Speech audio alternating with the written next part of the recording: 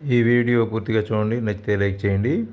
Subscribe చేసుకోవటం మాత్రం మర్చిపోకండి. సబ్స్క్రైబ్ చేసుకుంటే నా వీడియోలన్నీ మీరు చూడొచ్చు. త్రికరణ శుద్ధితో సాధించలేనిది ఏమీ లేదు అనేది మనకి భగవంతుడు శ్రీకృష్ణుడు ఇంతకుముందు భగవద్గీతలో చెప్పి ఉన్నారు. ఆ శ్లోకం నుంచి ఒకసారి మనం తెలుసుకుందాం. అనన్యా చింతయంతో మాం ఏ జనాః పర్యుపాసతే తేషాం నిత్యాభియుక్తానాం యోగక్షేమం వహామ్యహం.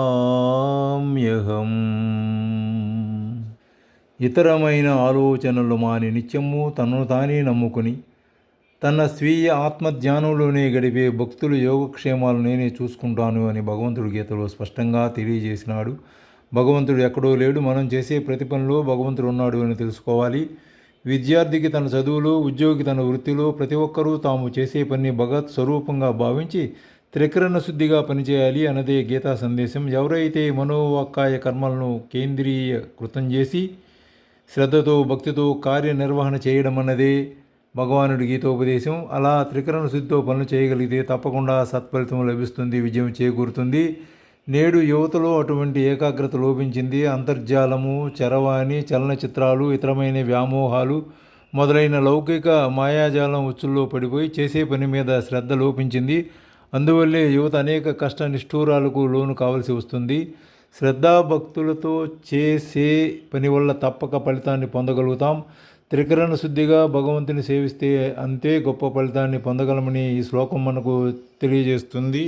మహాభారతంలో అర్జునుని విద్యా సముపార్జనమే దీనికి ఉదాహరణ. కౌరవులకు, పాండవులకు గురువుగారు ద్రోణాచార్యులు సమదృష్టితో నేర్పారు. శిష్యుల ఏకాగ్రత, చిత్తశుద్ధి, శ్రద్ధ, లక్ష్య శుద్ధులను పరీక్షింపగోరి ధనుర్విద్యా బోధనా సమయంలో వారికి ఒక పరీక్షను పెట్టాడు.